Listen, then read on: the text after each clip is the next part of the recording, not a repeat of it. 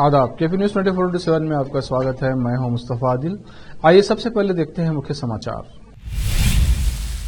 लोकसभा चुनाव से पहले विवाद खड़ा करने की आशंका से सिद्धरामैया सरकार हुई सतर्क, नहीं मनाएगी टीपू सुल्तान जयंती। गुलदस्ता देने में देरी हुई, तेलंगाना के मंत्री मोहम्मद महमूद अली ने निजी सुरक्षा गार्ड को मारा थप्पड़। हैदराबाद के एलबी स्टेडियम में पुराने शहर के दो पहलवानों के बीच हुई भिड़ंत, कई लोग हुए घायल। सिक्किम में तबाही का सैलाब, 7 जवानों समेत 26 की गई जान, देवदूत बन लोगों को बचाने आई सेना।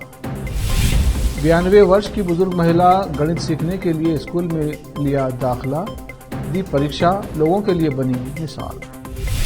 शाहरुख खान की जवान ने फिर रचा इतिहास, वर्ल्ड वाइड 1100 करोड़ पार करने वाली पहली हिंदी फिल्म बनी।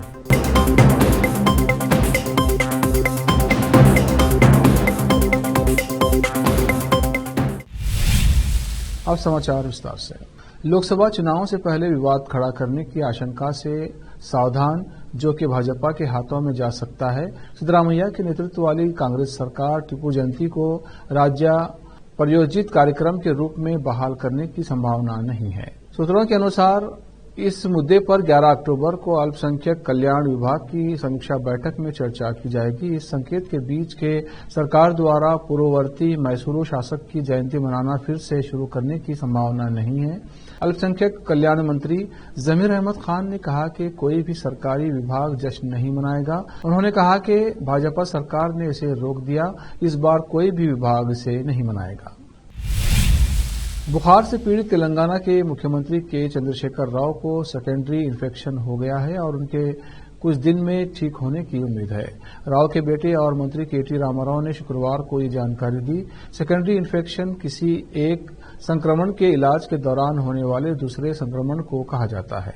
उन्होंने कहा कि मुख्यमंत्री का बुखार हल्का हो गया है। मंत्री ने मीडिया को बताया, मुख्यमंत्री केसीआर को दुर्भाग्यवश सेकेंडरी इन्फेक्शन हो गया है, लिहाजा ये सामान्य से ज्यादा समय ले रहा है।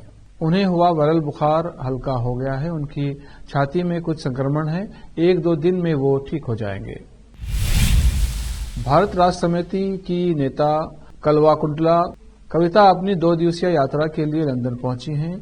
कल्वाकुंतला शुक्रवार को उत्तरी लंदन के अंबेडकर संग्रहालय गईं। यहां उन्होंने कहा कि महिलाओं के अधिकारों की वकालत करने में उनके वैश्विक प्रभाव ने विशेष रूप से उन्हें प्रभावित किया है। बता दें कि कविता तेलंगाना के मुख्यमंत्री के चंद्रशेखर राव की बेटी हैं और विधान परिषद सदस्य हैं। लंदन में बीआरएस नेता ने दलित अधिकार कार्यकर्ताओं के प्रति सम्मान व्यक्त किया। उन्होंने कहा कि उनके पिता ने भारतीय संविधान के वस्तुकार डॉक्टर भीमराव अंबेडकर के सिद्धांतों से बहुत प्रेरणा ली है। महिलाओं की वकालत करने में अंबेडकर के वैश्विक प्रभाव ने मेरे पिता को प्रभावित किया है। हमारे पार्टी के नेता केसीआर गारू 14 वर्षों तक सिर्फ अंबेडकर साहब के सिद्धांतों पर आंदोलन किया था। कविता ने भारत की संसद में पारित महिला आरक्षण बिल पर भी अपनी बात रखी। उन्होंने कहा कि अंबेडकर से प्रभावित होकर ही मैंने महिला क्रांति की वकालत की है। तेलंगाना में शुक्रवार को एक ऐसा वीडियो सामने आया है जिसमें राज्य के गृह मंत्री मोहम्मद महमूद अली एक सार्वजनिक कार्यक्रम में कथित तौर पर समय पर फूलों का गुलदस्ता नहीं मिलने पर अपने सुरक्षाकर्मी को थप्पड़ मारते दिखाई देते हैं। वीडियो में अली एक आधिकारिक समारोह में अपने कैबिनेट सहयोगी टी श्रीनिवास यादव को गले लगाते और सुरक्षाकर्मी की ओर मुड़ते तथा फिर कथित तौर पर उसे थप्पड़ मारते नजर आते हैं। श्रीनिवास यादव को जन्मदिन की बधाई देने वाले अली इस बात से नाराज थे कि सुरक्षा अधिकारी ने उन्हें समय पर गुलदस्ता नहीं दिया। गुलदस्ता श्रीनिवास यादव को दिया जाना था। इस बीच भाजपा ने मंत्री के अस्वीकार्य व्यवहार की निंदा की है। हैदराबाद के एलबी स्टेडियम में मोदी केसरी के फाइनल कुश्ती मुकाबले में पुराने शहर के पहलवानों के बीच कुश्ती रणक्षेत्र में तब्दील हो गई। झगड़ा जफर पहलवान और सलाम बिन यूसुफ पहलवान के परिवारों के बीच हुआ। पहलवानों ने एक दूसरे पर कुर्सियों से प्रहार किया। जीतने को लेकर इन दोनों पहलवानों के बीच विवाद हो गया। उनकी पिटाई से दर्शक वहां से भाग खड़े हुए। इस मारपीट में 10 लोग घायल हो गए, जिन्हें अस्पताल पहुंचाया गया। स्थानीय लोगों की सूचना पर पुलिस मौके पर पहुंची। साइबराबाद पुलिस स्टेडियम पहुंची और दोनों समूहों को तितर-बितर करने की कोशिश की। तब तक फर्नीचर और कुर्सियां नष्ट हो चुकी थीं। घटना को लेकर दोनों गुटों ने एक दूसरे के खिलाफ थाने में शिकायत दर्ज कराई है। पुलिस मामला दर्ज कर जांच कर रही है। मारपीट में शामिल कुछ लोगों को हिरासत में ले लिया गया है और उनसे पूछताछ की जा रही है। अब वक्त है ब्रेक का। ब्रेक के बाद जल्द लौटते हैं।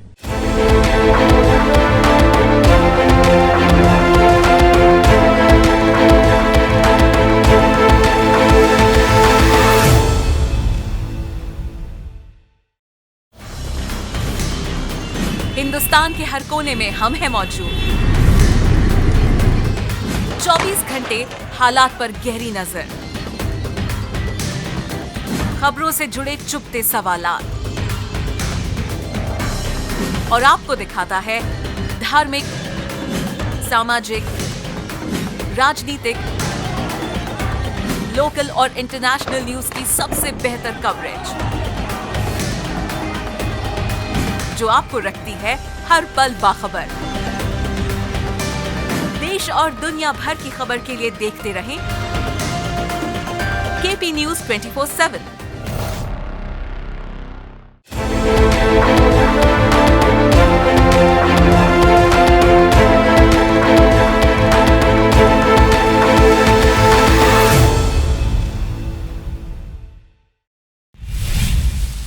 ब्रेक के बाद फिर एक बार आपका स्वागत है। देखते हैं अन्य समाचार।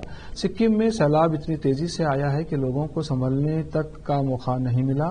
इस दौरान हजारों मकान बाढ़ में बह गए और पूरा शहर मलबे में तब्दील हो गया। हजारों लोग अब भी अलग अलग इलाकों में फंसे हुए हैं, जिन्हें सुरक्षित निकालने के लिए रेस्क्यू ऑपरेशन चलाया जा रहा है, जिसमें आर्मी, वायुसेना, एनडीआरएफ और एसडीआरएफ के साथ आईटीबीपी की टीमें भी दिन रात जुटी हुई हैं। सिक्किम में तबाही के कारण सेना के 7 जवानों समेत 26 शव बरामद हुए हैं।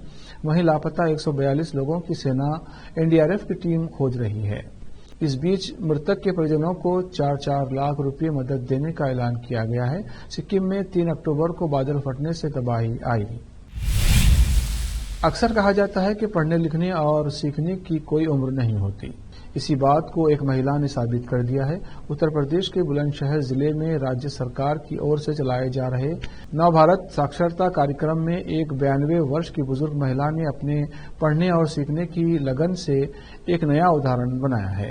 ये 92 वर्ष की बुजुर्ग महिला, जिसका नाम सलीमन है, नवभारत साक्षरता कार्यक्रम के तहत पढ़कर परीक्षा देने वाली सबसे उम्रदराज महिला बनी है। बता दें कि ये बुजुर्ग महिला सलीमन स्कूल के दूसरे छात्रों के साथ क्लास में जाती हैं और शिक्षकों द्वारा पढ़ाए गए पाठ को पढ़ती हैं और याद करती हैं और गणित की गिनती सुनाती हैं। स्कूल के सभी शिक्षक उनके पढ़ने और सीखने की लगन से प्रभावित हैं और उन्हें अपनी क्लास में सलीमन का होना अच्छा लगता है। सलीमन के स्कूल जाने का उद्देश्य बड़ा दिलचस्प है। अपने पोते पोतियों की ओर से किसी चीज के मंगवाने पर डंडी मारने यानी पैसे बचा लेने से परेशान होकर उसने गणित सीखने के लिए स्कूल में दाखिला लिया और गणित की पढ़ाई शुरू की। 1930 में पैदा हुई उत्तर प्रदेश के बुलंदशहर जिले की महिला सलीमन पहले कभी स्कूल नहीं गई, क्योंकि उनकी 14 वर्ष में ही शादी हो गई।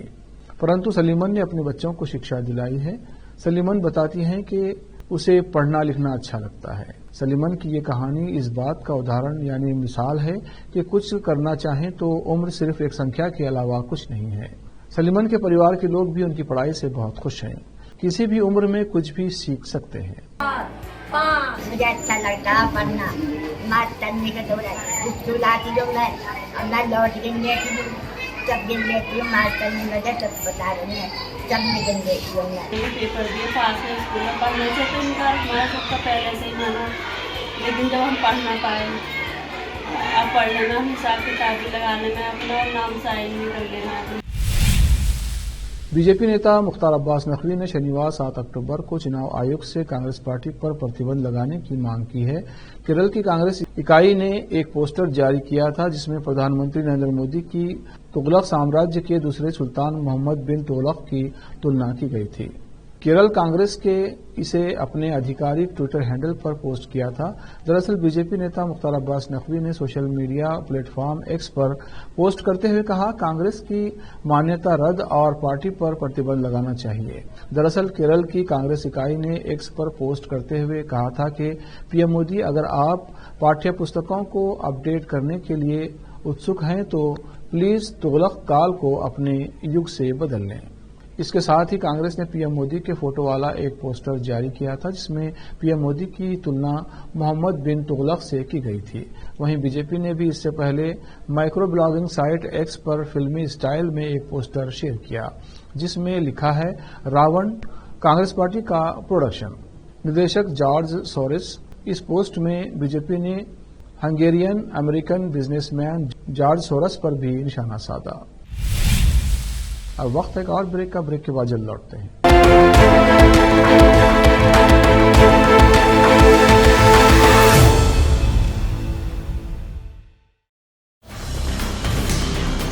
हिंदुस्तान के हर कोने में हम हैं मौजूद। 24 घंटे हालात पर गहरी नजर, खबरों से जुड़े चुपते सवालात और आपको दिखाता है धार्मिक, सामाजिक, राजनीतिक, लोकल और इंटरनेशनल न्यूज की सबसे बेहतर कवरेज,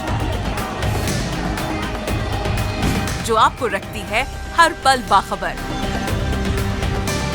देश और दुनिया भर की खबर के लिए देखते रहें केपी न्यूज 24/7।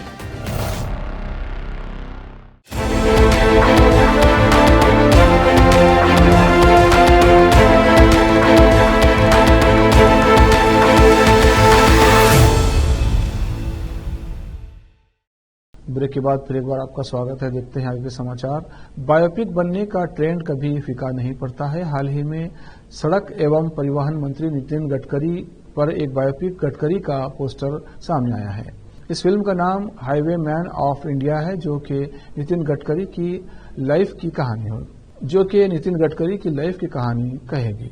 नितिन गडकरी को हाईवे मैन ऑफ इंडिया कहा जाता है क्योंकि उन्होंने सड़क और परिवहन को लेकर देश में कई ऐतिहासिक फैसले लिए हैं। फिल्म में उनकी पर्सनल जिंदगी के अनदेखे पहलू तो सामने आएंगे ही, साथ ही राजनीति में उनका बेहतरीन सफर की कहानी भी दिखाई जाएगी। इस फिल्म को अक्षय देशमुख फिल्म के बैनर तले बनाया गया है।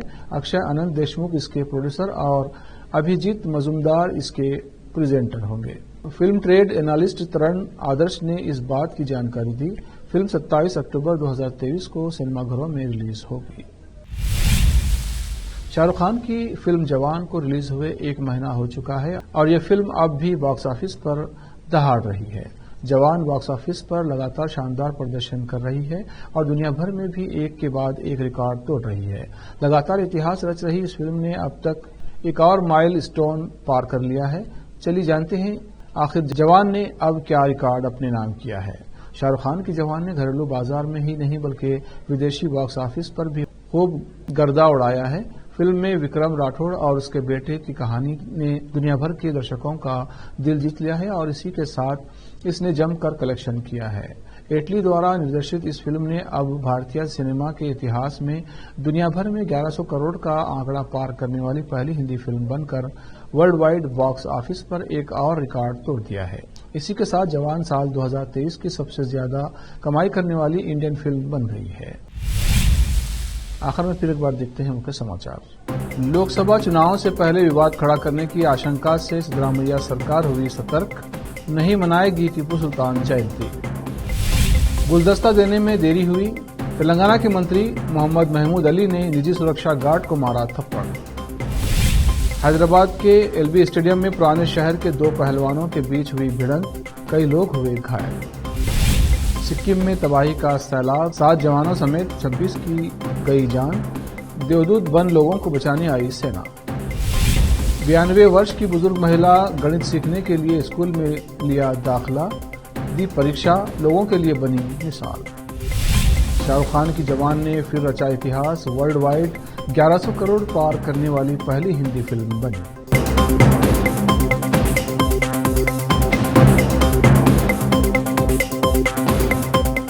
केपी न्यूज में इतना ही। देश प्रदेश के समाचारों के लिए देखते रहिए केपी न्यूज 24/7। धन्यवाद।